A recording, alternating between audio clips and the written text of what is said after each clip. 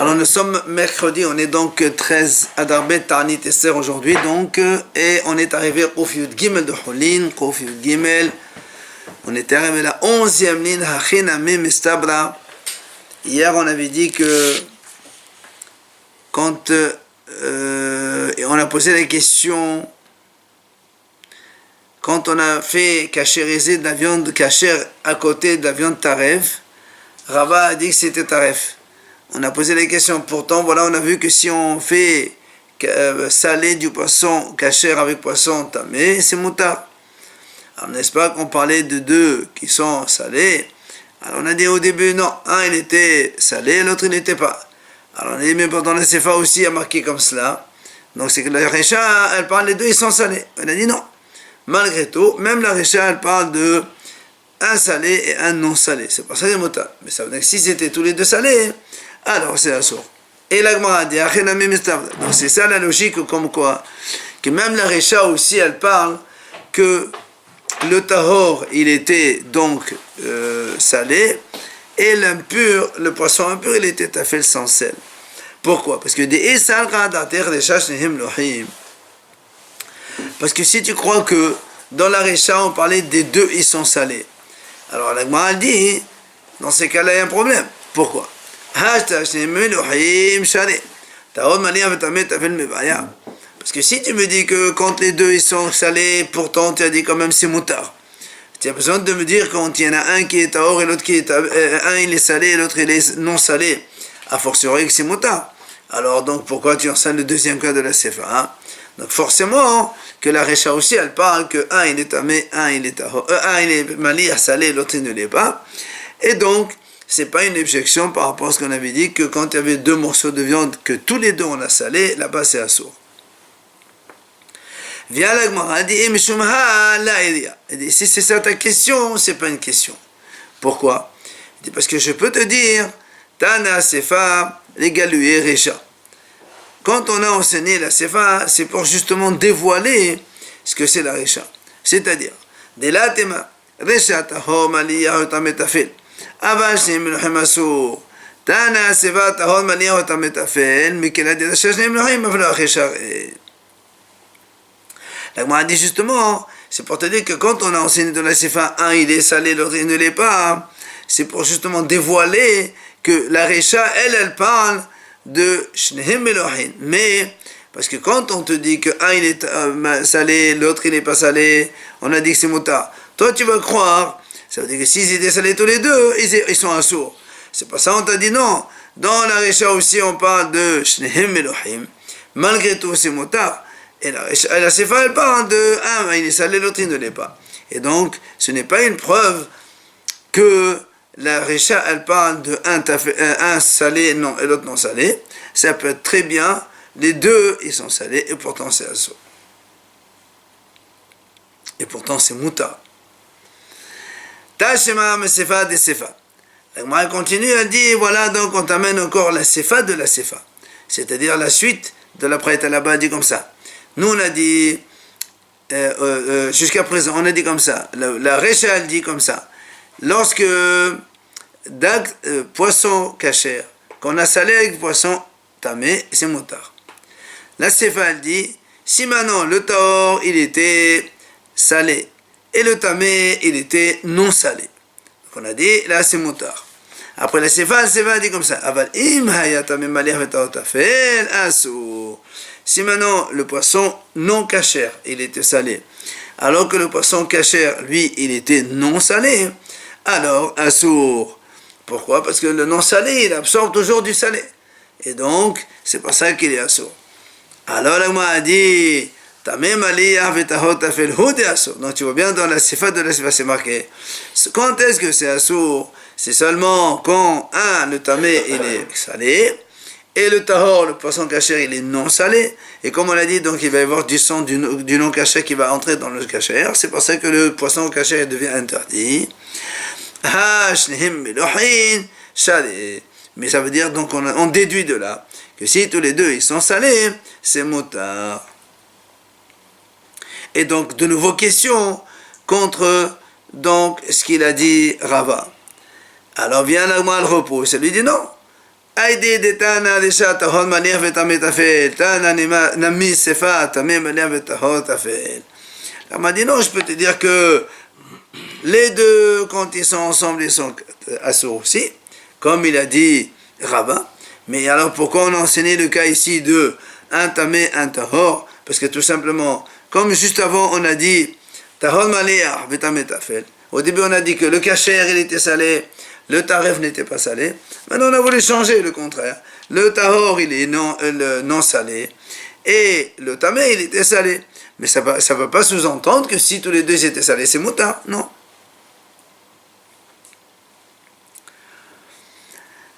סימן בסד דמנח נפחותה, אמר שמואל, ידי שמואל כמסה.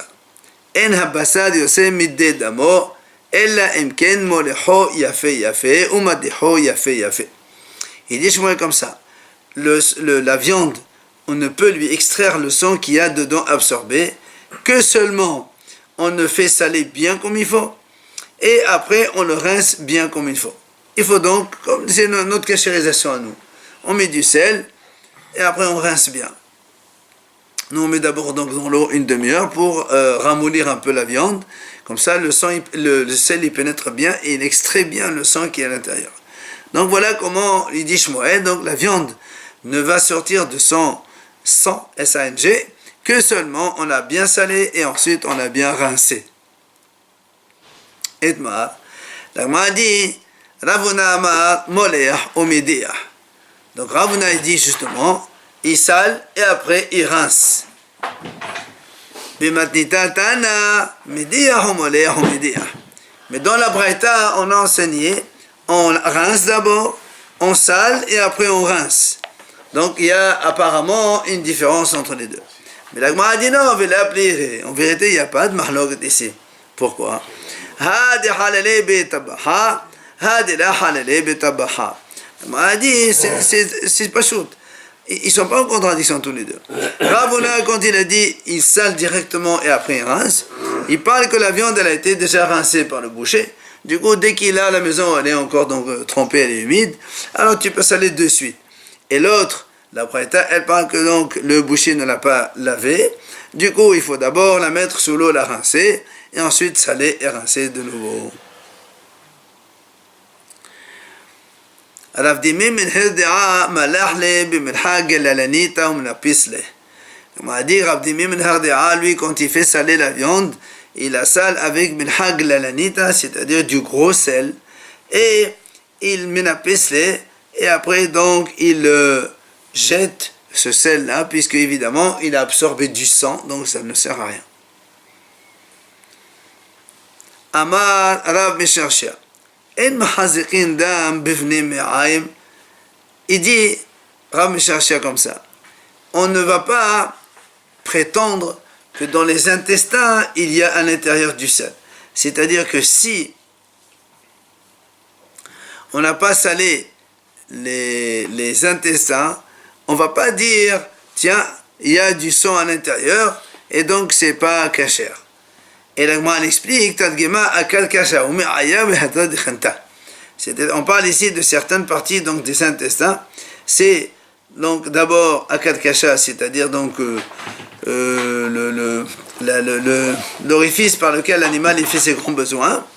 Me'aya, c'est tout simplement la pensée, les intestins. Et hada de khanta, c'est tout simplement l'intestin gras, l'intestin fin qu'il y a dans l'animal. Amar Shmuel, il dit Shmuel, En menihin basar maliyah ella al gabe kele menochav. Il dit donc Shmuel, on ne peut poser de la viande qu'on a salée que seulement dans un kele qui est troué. Comme ça, le sang, il a coulé en bas. Rav Sheshat, malarle garma garma. Rav Sheshat, lui, quand il sale les morceaux de viande, il sale morceau par morceau. Vient la Gemara dit, pourquoi il sale morceau par morceau? Pourquoi il ne fait pas par exemple deux morceaux à côté un de l'autre? Il dit parce que Meshum, il dit parce qu'il craint peut-être que le sang qui sort d'un morceau, il va aller dans l'autre morceau. C'est pour ça qu'il ne met pas les deux ensemble. Alors il pose la question et dit, Hadnami, Padishmeha Igisa, voilà Igisa.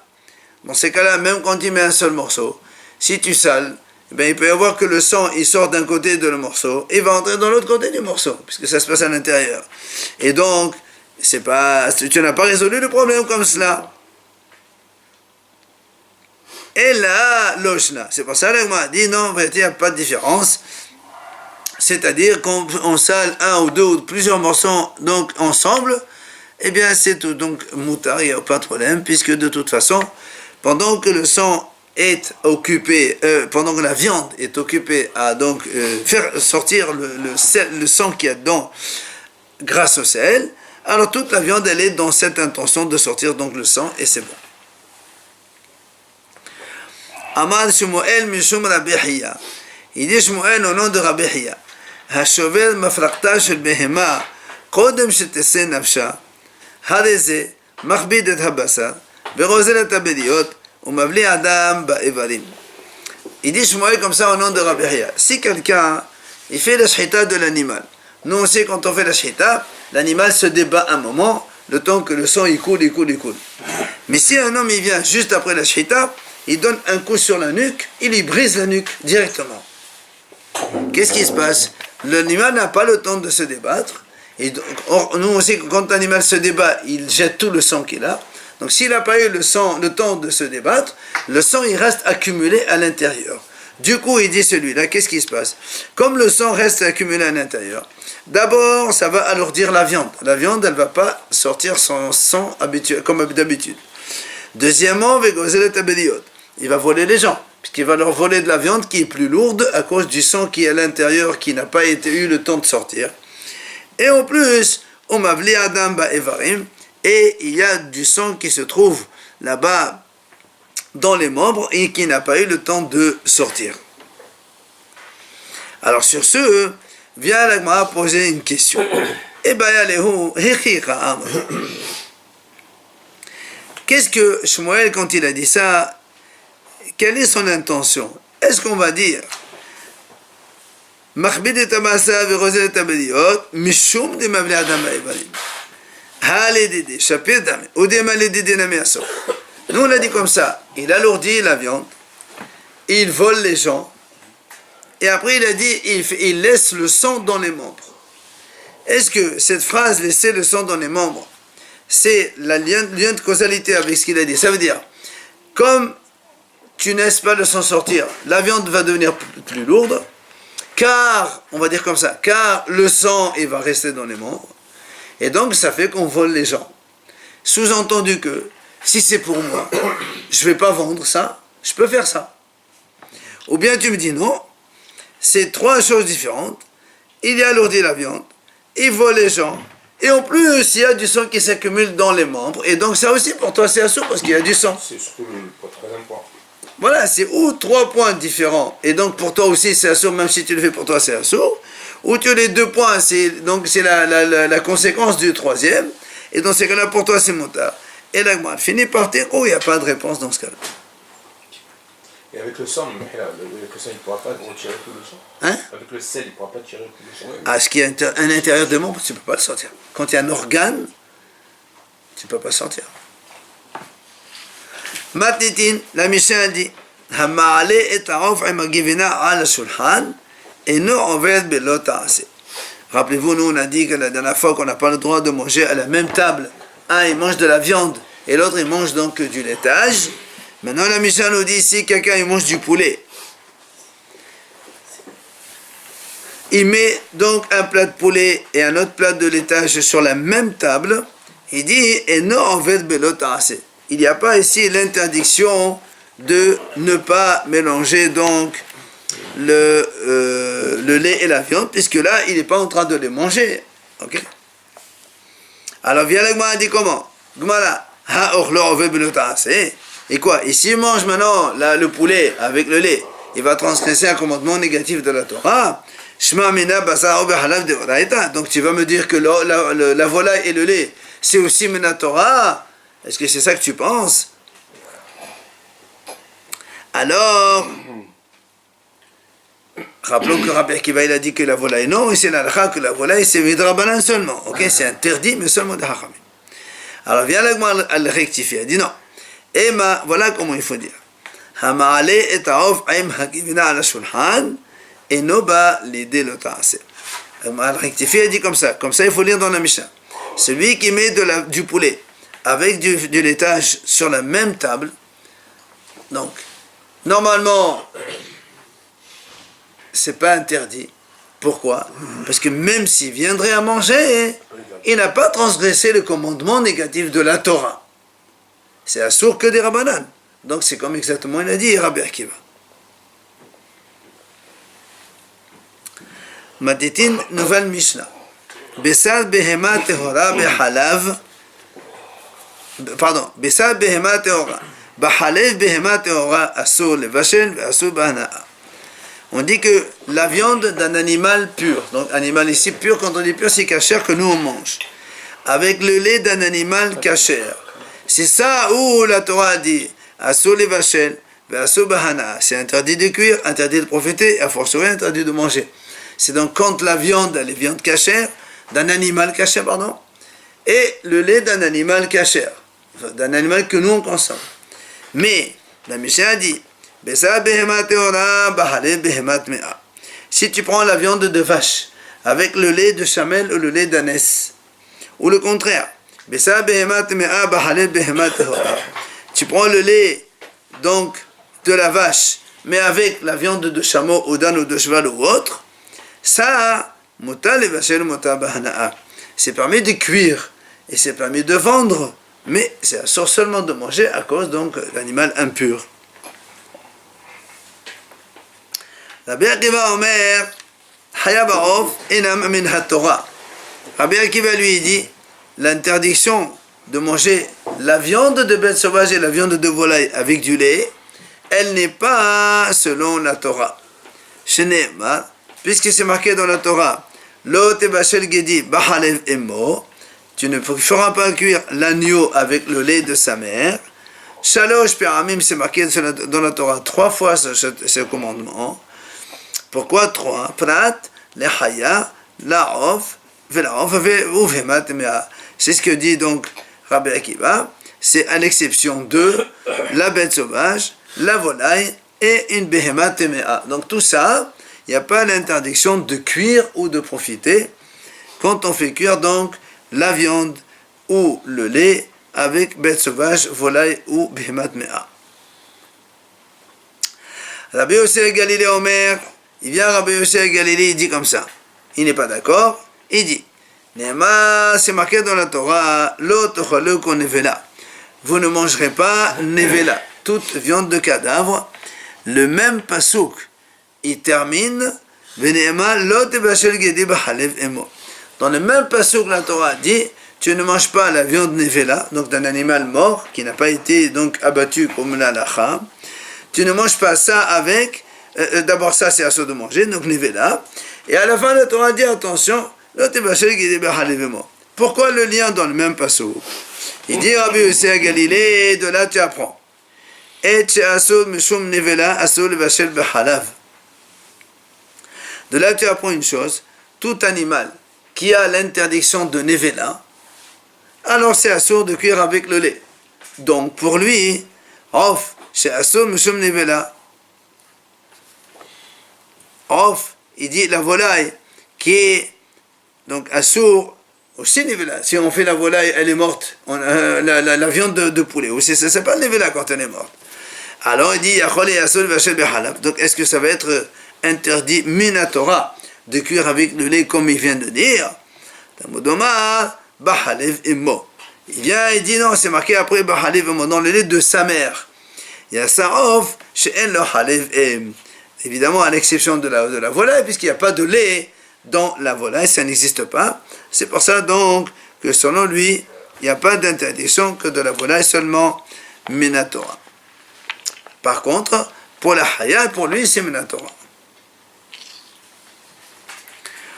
Mara mina animele. Vient la Gemara évidemment poser la question. Première, on a dit comme ça que quand la Torah dit le Tebachel Gedi Bahalivim, on a dit tous les animaux cachers avec le lait d'un animal cacher, Behemat Hora et le lait de Behemat Hora. D'où tu apprends? Si la Torah dit Gedi, peut-être que Gedi, ça veut dire que seulement le chevreau. Donc si tu utilises la vache ou tu utilises l'agneau ou autre chose, peut-être que ce serait pas interdit. Donc maintenant, quand d'où tu apprends que c'est tous les animaux qui sont inclus dans ce commandement. Amar Rabbi Lazar, il vient Rabbi Lazar et répond. Il dit, Amar Kera, c'est marqué dans le pasuk, Vaishlach Yehuda Gede Ha'ezim. À propos de Tamar, quand il a voulu lui envoyer ce qu'il lui avait promis avant donc la relation, il a marqué, il a envoyé Gede Ha'ezim. Alors si la Torah le précise, Gede Ha'ezim, Kan Gede Ha'ezim, puisque ici il a dit préciser Gedi de chevreau. Aizim c'est un chevreau. Donc si tu dis Gedi tout seul, ça peut inclure n'importe quel animal. Parce que sinon pourquoi il dit Gedi Aizim? Si le Gedi c'est seulement un chevreau, il dit Gedi, un chevreau, stop. Pourquoi Aizim? Aizim ça veut dire chevreau. Donc Gedi tout seul, ça peut être tous les animaux cachers. Donc ce qu'on a dit nous, même une vache, même une brebis aussi c'est la même chose. Alors elle m'a dit pourquoi tu dis ça? Pourquoi justement on n'apprend pas de cela? Que justement, que seulement, puisque dans la Torah c'est marqué le Devachel Gede Bahalevim, et dans Yehuda il y a marqué Gede Aizim, on fait que c'est Rachava, Gede, comme là-bas c'est que Aizim, là aussi c'est que Aizim. Et donc ce serait interdit de la Torah que le chevreau avec la viande de la chèvre avec le lait. Viens l'Agma dit non. Pourquoi? On a un autre pasuk. Ça c'est quand Rivka l'a mis sur Yaakov Avinu avant d'aller prendre les bénédictions sur son père Yitzhak. Elle lui a mis donc les peaux de chevreau sur son cou et sur ses mains pour ne pas qu'Yitzhak réalise qu'il n'avait pas de poils. Et là aussi, Kan Gedaye Ha'ezim. Donc tu vois bien que là aussi c'est pareil. Il y a marqué Gedaye Ha'ezim, le chevreau de Ha'ezim. Mais si Gedi tout seul c'est un chevreau exclusivement, pourquoi tu marques Ha'ezim? Marque Gedaye, point. C'est quoi le problème entre Ha'ezim? Rien, il n'y a aucun problème. Quand tu dis que des Ha'ezim, en fait c'est chevreau de chevreau. Alors si c'est un chevreau de chevreau, dis-moi Gedi, pourquoi tu dis chevreau de chevreau? Si tu répètes, c'est que le mot Gedi, quand il est attaché avec chevreau, c'est vraiment chevreau, mais quand le Gedi il est tout seul, ça veut dire autre chose. Puisque tu es obligé de lui rajouter un mot chevreau à côté. Donc si tu mets pas le chevreau Ha'ezim, le Gedi ça peut signifier autre chose. Donc tous les animaux généralisés. Donc on a ici un deuxième passage dans lequel il est marqué la même chose, Gedi Ha'ezim. Donc ça veut dire que Gedi tout seul, ça peut être tous les animaux, et c'est la preuve. Alors là encore, la dit pourquoi on n'apprend pas là aussi, on fait que c'est Rachava? Comme là-bas, Gedi, il y a Ha'ezim. Ici, il y a marqué Gedi sans Ha'ezim. Alors le Gedi d'ici, c'est Ha'ezim comme là-bas, c'est que c'est Rachava. Alors bien, la répond, non, on ne peut pas dire ça. Pourquoi? Ça, c'est un principe qu'on connaît. Quand dans la Torah, il y a deux fois le même enseignement, c'est pour dire que cela seulement, et on ne peut pas généraliser. Parce que si tu veux généraliser, enseigne une fois, tu généralises. Pourquoi tu répètes deux fois? Donc deux seulement, et pas... Deux psukim qui enseignent la même chose, et on ne peut pas généraliser. Ici, on a marqué deux fois Gedei Ha'ezim, Gedei Ha'ezim. Donc il n'y a que cela seulement, c'est Gedei Ha'ezim. Et le reste, c'est Gedi tout seul. Donc ça peut être tous les animaux. Behemoth, donc on a dit. Alors là, on a dit très bien. Rappelez-vous, on avait dit souvent qu'il y avait une mahloket. Ça va, donc cette réponse, elle marche bien selon celui qui a dit, le Hacham, qui pense justement que quand on a deux psukim, on ne peut pas généraliser. Elle est Amad et Amad Melamedin. Mais il y a un Hacham qui dit non, même si elle aura marqué deux fois, on peut généraliser. Alors là aussi, on va généraliser. Chaque fois qu'il y a marqué le mot Gedi, ça veut dire que chevreau, et seulement chevreau. Et donc seulement l'interdiction de chevreau avec le lait, ça mais pas le reste. Les autres animaux, non. Viens, l'Agman répond, non. Malgré tout, très méronté activé, Ha'ezim, Ha'ezim. Il dit, comme il y a marqué deux fois Ha'ezim, il y a marqué dans Yehuda, Ha'ezim, et dans Rivka, Ha'ezim, Et là-bas, donc, quand on dit ha'izim, le chevreau seulement, c'est un diminutif. C'est que ça et pas autre chose. Donc, tu ne peux pas généraliser. Amar Shmuel, vient donc Shmuel, il nous apprend autre chose. Il dit, nous savons que dans la Torah, c'est marqué, Lo tevashel gedi b'halev imo. 3 fois, c'est marqué, tu ne feras pas cuire le chevreau avec le lait de sa mère. Il dit Shmuel, Gedi, les rabot et halev. C'est-à-dire, même la graisse interdite, tu n'as pas le droit de la faire cuire avec du lait. Gedi, les rabot et meta. Même la viande de nevela, tu n'as pas le droit de la faire cuire avec du lait. Gedi, les rabot et hashalil.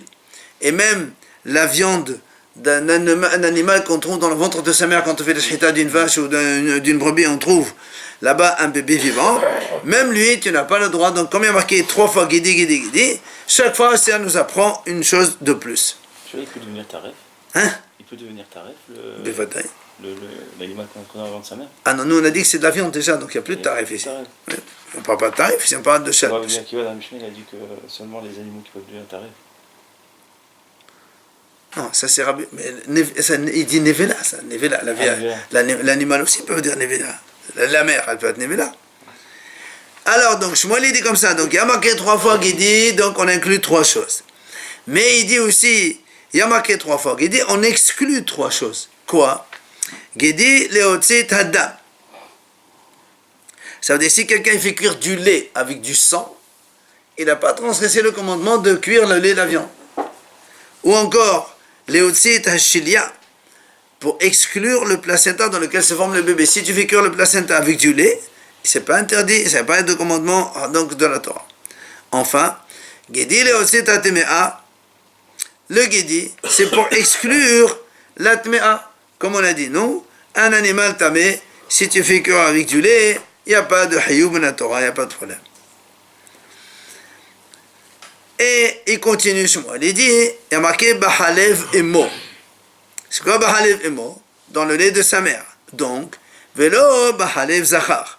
C'est-à-dire, si tu prends la viande avec le lait d'un mâle, un animal qui est mâle, il y a des maladies où un animal, un monsieur ou un mâle, il peut avoir du lait qui sort de ses seins. Donc, dans ces cas-là, c'est pas interdit dans la Torah, puisque la Torah dit Bahalev Emo. Il faut donc que ce soit une femelle. Velo Bahalev Shhuta.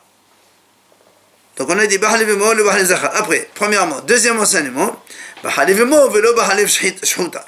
Comme on a dit, si on fait cuire le pis, vous vous rappelez, on a dit le pis, ben, c'est pas interdit de cuire, même s'il y a du lait dans le pis, parce que là-bas ça s'appelle Halav Shhuta, le lait d'un animal égorgé. L'interdiction de cuire le lait et la viande, c'est quand le lait il a été déjà trait de l'animal, pas quand il se retrouve déjà dans le ventre de l'animal. Enfin, Bahalev Emo, Velo Bahalev Tmea.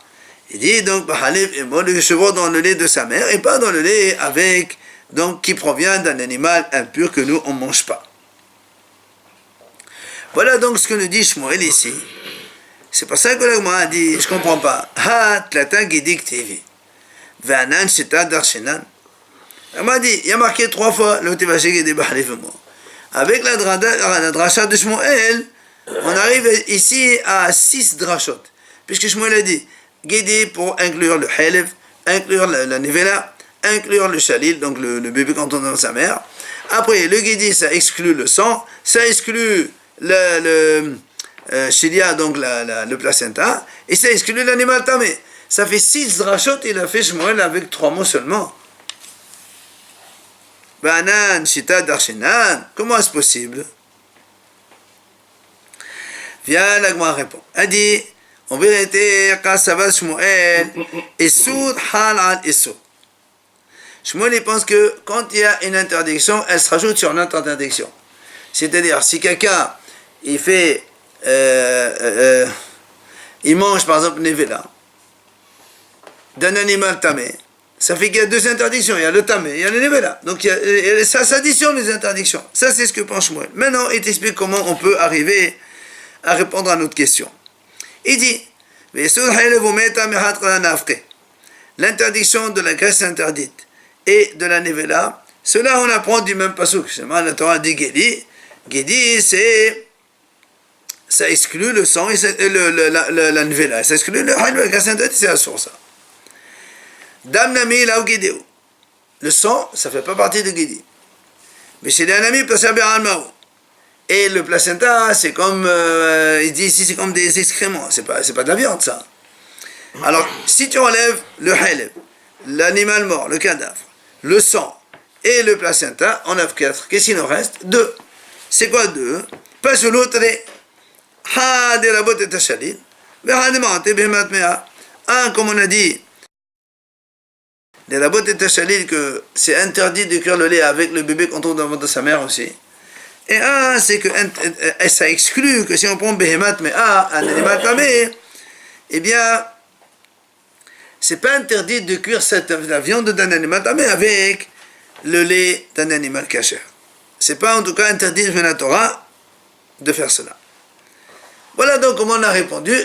On a 3 fois le mot guidi, et toi tu me fais 6 drachot. Il dit non, on a enlevé 4 drachot, il ne restait que 2, ça marche très bien. Vialagma a dit, comment Comment tu me dis que Shmuel il pense que 2 interdictions se rajoutent, une interdiction se rajoute sur une autre interdiction. Pourtant nous on a vu. Amal Shmuel, mais Shmuel ben Hazar il a dit comme ça. Minayin, les kohen tamé, shechat omat mea, she'eno bimita. Nous on sait, un kohen tamé qui mange la trouma, il est hayab mita. Un kohen tamé qui mange une trouma tahora, il est hayab mita. Et Shmuel dit au nom de Rabbi Hazar, si un kohen tamé, il mange une trouma qui est tmea aussi, attention maintenant, le contraire, si un kohen kasher, pur, il mange une trouma tmea, il n'y a pas de mort. C'est assourd, mais il n'y a pas de punition. Alors que le contraire, un kohen tamé qui mange une trouma tahora, lui il est hayab mita. Maintenant il dit, Shmuel comme ça, au nom de Rabbi Hazar, si un kohen qui est tamé, il mange la trouma tmea. Alors, Minaïn, il n'est pas hayab mita. Il dit, ce n'est pas au métovo qui est halelu. Mais il est obligé de manger, il va manger quoi? Il ne mange pas tomate, mais il mange cholin. C'est quoi? Cholin, il ne mange que tu manges toi et moi. Il ne peut pas manger trop mal, c'est pas possible. Alors il dit, il y a marqué dans la Torah, au métovo qui est halelu. Au métovo, quand est-ce que le Kohen il meurt? C'est quand il profane la trouma. Lui il est tamé, et la trouma elle est tahor, donc tu la rends tamé, alors la yahamita. Prat, la zouchim à l'exception de celle-là qui est déjà tamé. Donc c'est pour ça que s'il la mange, il n'est pas hayamita. Ça c'est la réponse qu'il lui a donnée. Qu'est-ce qu'on voit ici? Que s'il n'y avait pas ce passage comme Metovo, j'aurais additionné les 2 interdictions. Le Kohen tamé qui mange tomate Torah et le Kohen qui mange tomate mer, ça fait 2 interdictions. Alors comment toi tu me dis que Shmuel y pense? Pardon, Shmuel il a dit, justement, pourquoi on ne dit pas que les 2 se rajoutent? Normalement, tu dis, l'interdiction du Kohen tamé se rajoute, puisqu'on vient de dire, nous, Shmuel il pense, Issoud, halal, Issoud. 2 interdictions s'additionnent. Alors, donc ça aussi, tu additionnes. Un Kohen tamé, il mange la tomate mer, additionne les 2, et le Kohen tamé, il est hayamita. Lui, il a dit non, il n'est pas hayamita. Comment c'est possible? Donc, on ne peut pas dire, Shmuel il pense, Issoud, halal, et l'interdiction se rajoute sur un autre. Mais l'interdiction, c'est juste de manger. Oui, mais quand il y a 2 interdictions de manger, tu as la sanction à côté. D'accord, mais... Alors si... non, parce que nous on a dit que si un Kohen tamé il mange tomate, mais il n'est pas hayamita. Normalement, tu rajoutes celle-là plus celle-là égale hayamita. C'est comme ça. Alors là, on essaie de répondre plus de réponses. Premièrement, je peux te dire que Shmuel pense que de façon générale, on additionne les sauts comme on a répondu ici chez nous. Dans le lait et la viande. Ah, comment ça se fait là-bas que dans le tamé de la troumate mea, il a dit non. Là-bas, il dit c'est exceptionnel. Parce que la Torah, elle a un pasuk spécial qui dit au metovo, qui c'est seulement celui-là, celui qui mange troumate et seulement. Donc c'est spécial. Et bien, il était une deuxième réponse. Je peux te dire le contraire. Moi, il pense qu'un yasour, il ne s'ajoute pas sur un autre. D'accord? Un interdit plus un autre, c'est pas 2, c'est un seul. Donc c'est pour ça dans la trouma, il n'est pas hayab mita. Alors pourquoi dans le guidi, il est hayab 2? Parce que là-bas, justement, ici chez nous, dans la Torah, il y a marqué guidi 3 fois. C'est pour ça que comme la Torah l'a donc répété, alors on a rajouté un autre. Enfin, dernière réponse, il dit, ah, c'est Shmuel qui pense, Issour, Halal Issour. Donc, on additionne deux interdits ensemble. Et quand on donne la Trouma, il a dit, ça ne s'additionne pas. Là-bas, il y a marqué, Mishum Rabbi Elazar, au nom de son Rav Rabbi Elazar. Donc, il a donné l'enseignement de 200 mètres, mais lui, il ne pense pas comme lui, donc c'est possible aussi.